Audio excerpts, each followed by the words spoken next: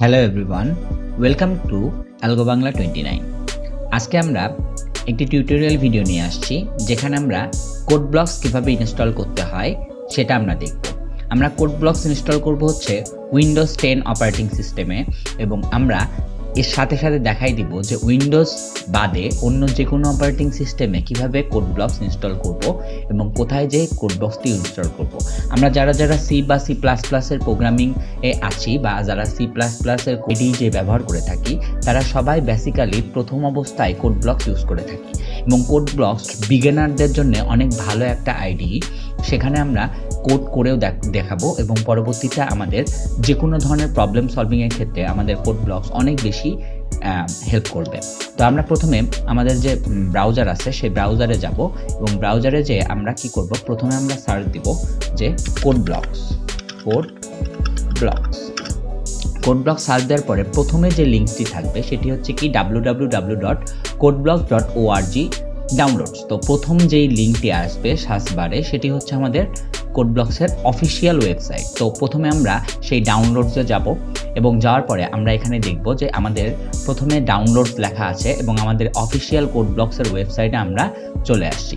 তো এখান থেকে আমাদের যে ডাউনলোড দ্য বাইনারি রিলিজ এই অপশনটা, এই যে এখানে ক্লিক করব।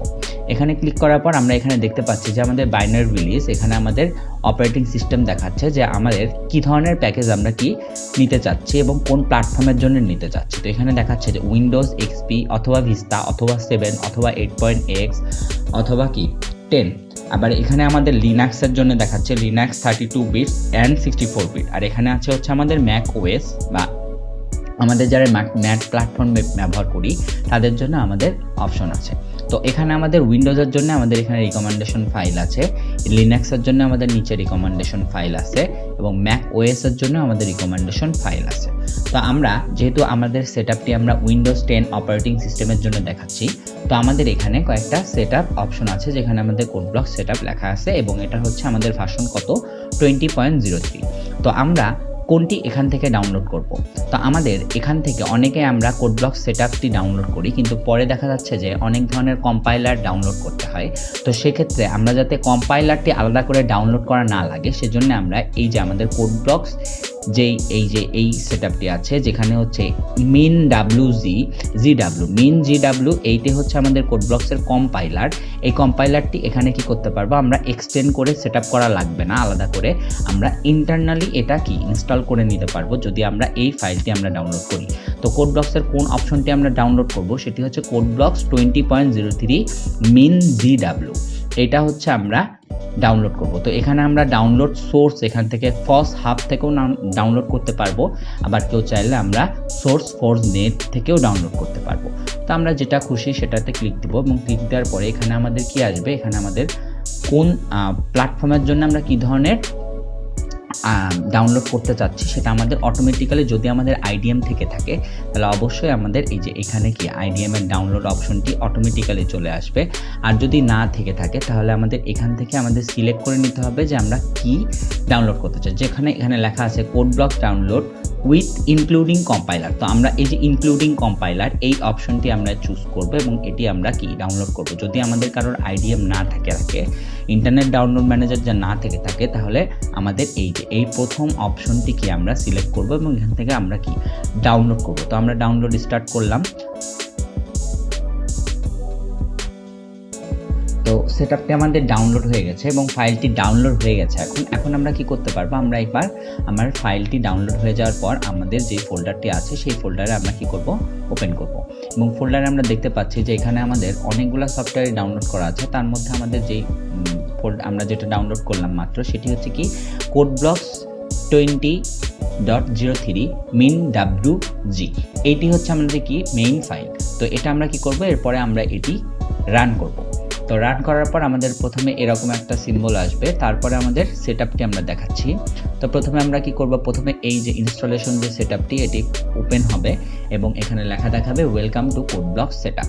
তো তারপর আমরা নেক্সট ক্লিক করব, এবং নেক্সট করার পর এখানে হচ্ছে কিছু লাইসেন্স এগ্রিমেন্ট থাকবে। তো লাইসেন্স এগ্রিমেন্টটি দেখার পরে আমরা এখানে কি করব, আই অ্যাগ্রি দিব। আই অ্যাগ্রিতে আসার পরে আমাদের এখানে ডিফল্টভাবে সব কিছুই কি আমাদের একদম টিক দেওয়া থাকবে, মানে আমরা কি এগুলা সব কিছুই মার্ক করে দিছি। তো এগুলা সবগুলা প্লাগইন, তো প্লাগইনগুলো অবশ্যই আমরা কি ডিফল্টভাবে কি ইনস্টল করতেছি, তাই ডিফল্টভাবে আমাদের সব প্লাগইনগুলো কি করা থাকবে, মার্ক করা থাকবে। এখানে একটা জিনিস একটা জিনিস দেখতে হবে অবশ্যই, সেটি হচ্ছে আমাদের স্পেস কতটুকু আমাদের লাগবে, সেই স্পেসটুকু আমাদের যেন থাকে। তো আমাদের এখানে স্পেস রিকোয়ার্ড দেখাচ্ছে যে 531.5 MB। তো 531.5 MB এই স্পেসটি যেন আমাদের রিকোয়ারমেন্ট ডিভাইসে বা আমাদের যে ডিভাইস দিয়ে আমরা সেটআপ দিচ্ছি সেই ডিভাইসে যেন আমাদের এই রিকোয়ারমেন্ট স্পেসটু থাকে। তো তারপর আমরা নেক্সট দিব, এবং নেক্সট দেওয়ার পরে আমাদের যেখানে আমরা পাথ সিলেক্ট করতেছি, যে পাথে আমাদের সেটআপটি কি এক্সিকিউশন হবে বা স্টোর হবে, সেই ফোল্ডারটি আমরা এখানে সিলেক্ট করতে পারি। চাইলে আমাদের যেই লোকেশনটি আছে, যেখানে প্রোগ্রাম ফাইলে সি ড্রাইভে আছে, যদি আমরা কেউ চাই তাহলে আমরা ব্রাউজও করতে পারবো। ব্রাউজ করে আমরা যেই ফোল্ডারে আমরা রাখতে চাচ্ছি সেই ফোল্ডারে সেইভাবে আমরা কি ব্রাউজ করতে পারবো। তো এরপরে আমরা নেক্সটে ক্লিক করব এবং তারপরে আমরা ইনস্টলেশনে ক্লিক করব। তখন ওকে, আমাদের ইনস্টলেশন কমপ্লিট হয়ে যাওয়ার পরে আমাদের প্রথমে এই মেসেজটি আমাদের শো করবে যে do you want to run CodeBlocks now. তো আমরা ইয়েসে ক্লিক করব এবং আমাদের CodeBlocksটি তখন অটোমেটিক্যালি কি হবে, রান হবে। তো রান হওয়ার পর আমাদের CodeBlocks ওপেন হবে। তো এই যে আমাদের CodeBlocksটি ওপেন হয়ে গেছে। তো এখানে আমাদের দেখাচ্ছে যে আমাদের CodeBlocksের সাথে অ্যাসোসিয়েটেড এনভায়রনমেন্ট কি থাকবে, যেই এনভায়রনমেন্টটা আমরা চাচ্ছি। তো এখানে প্রথম অবস্থায় যেহেতু আমার আগে থেকে ইনস্টল করা ছিল, সে কারণে আমাকে দেখাচ্ছে এই জিনিসটা। কিন্তু যারা প্রথম অবস্থায় ইনস্টল করবেন তারা অবশ্যই দেখবেন যে আপনাদের এই ধরনের কোনো মেসেজ শো করবে না। তো আমি এখানে দেখছি যে আমি এখানে দিয়ে দিচ্ছি যে yes associate CodeBlocks with every supported type. আর যদি এই মেসেজটি আপনাদের শো করে থাকে তাহলে আপনারাও এই লাস্টের যে অপশনটি আছে yes associate CodeBlocks with every supported type, এটি আপনারা ক্লিক করবেন এবং তারপরে আপনারা ওকেতে ক্লিক করবেন। এবার আমরা আমাদের যেই CodeBlocksের প্রথম যে আমাদের ইনস্টলেশন হওয়ার পর প্রথম যে ইউজার ইন্টারফেসটি আমরা দেখতে পাচ্ছি, এটি হচ্ছে আমাদের প্রথমে ওয়েলকাম এই পেজটি থাকবে এবং তারপরে আমরা এই যে কোনায় যে ফাইল অপশনটি আছে এই ফাইল অপশনে ক্লিক করব এবং তারপরে আমরা নিউয়ে ক্লিক করব। তারপরে আমাদের একটি এমটি ফাইল, এই এমটি ফাইলটি আমরা ক্লিক করব। এটি হচ্ছে আমরা যদি ক্লিক করি তাহলে একদম নিউ একটা পেজ তৈরি হবে। তো এই যে আমাদের নিউ প্লেসটি তৈরি হয়ে গেল। এটি হচ্ছে আনটাইটেলড 1। এটার একটা শর্টকাটও আছে, আমরা চাইলে শর্টকাটভাবেও করতে পারি। শর্টকাটটি হচ্ছে, যদি আমি এটাকে আবার রিমুভ করে দিই, শর্টকাটটি দেখাই। শর্টকাটটি হচ্ছে Ctrl+Shift+N। এটি যদি আমরা ক্লিক করি তাহলে আমাদের এই যে আমাদের আবার নতুন যে আনটাইটেলড এই নতুন একটা পেজ তৈরি হয়ে যাবে বা নতুন একটা ফাইল তৈরি হয়ে যাবে। তারপর আমাদের কি করতে হবে, তারপর আমাদের ফাইলে যেতে হবে, যে আমাদের এই সেভ ফাইল, এই সেভ ফাইল অপশনে যেতে হবে ফাইলটি সেভ করার জন্য। তো এটার একটা শর্টকাট এই যে পাশে দেওয়া আছে যে Ctrl+S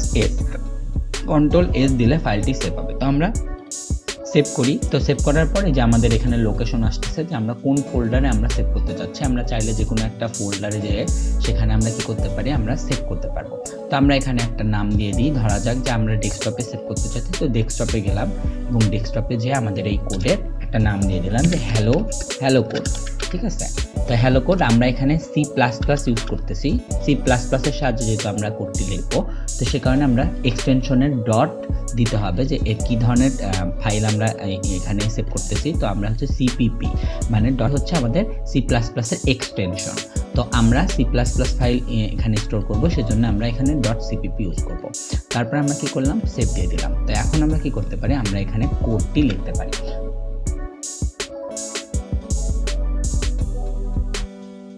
তাহলে আমরা মেসেজটি আউটপুটে দেখতে পারবো। তো আমরা যে দেখতে পাচ্ছি অনেক ছোট আসছে, তো এই লেখাটিও বড় করা যায়। আমরা যদি এই যে এখানে যাই, এখানে যে আমাদের যে প্রপার্টি আছে, প্রপার্টিতে যদি যাই, যে এই যে আমাদের ফন্ট আছে, ফন্টে যে আমরা যদি ক্যাপিটাল করে দিই ফন্টটি, তাহলে আমাদের অটোমেটিক্যালি ফন্টটি বড় হয়ে যাবে। দেখো আমরা এখানে 36 এই সাইজে দিলাম, ওকে করে দিলাম, এই যে আমাদের ফন্টটি অটোমেটিক্যালি বড় হয়ে গেছে। এবার আমরা ফন্টটি বড় দেখতে পারবো, যাতে আমরা বুঝতে পারি যে এখানে কীভাবে লেখাটি আউটপুটে আসছে কিনা। তার মানে কোডটি রান হচ্ছে এবং এক্সিকিউট পারফেক্ট। এই ছিল আজকের ভিডিও। এইটা হচ্ছে আমাদের CodeBlocks সেটআপ। আপনাদের যদি কোনো প্রবলেম হয়ে থাকে বা ডিভাইসে যদি CodeBlocks সেটআপ করতে যায় কোনো রকমের সমস্যা ফেস করে থাকেন, তাহলে অবশ্যই আমাদের কমেন্ট সেকশনে জানাবেন এবং আপনাদের যে কোনো সমস্যার সমাধানে অ্যালগো বাংলা 29 সবসময় আপনাদের সাথে আছে। অবশ্যই আমাদের ভিডিওটি ভালো লাগলে আপনারা এই চ্যানেলকে লাইক করুন এবং চ্যানেলকে সাবস্ক্রাইব করুন এবং বেল আইকনে ক্লিক করুন, যাতে আপনারা আপকামিং নতুন ভিডিওগুলো সবসময় পেয়ে যান। সবাইকে অনেক ধন্যবাদ।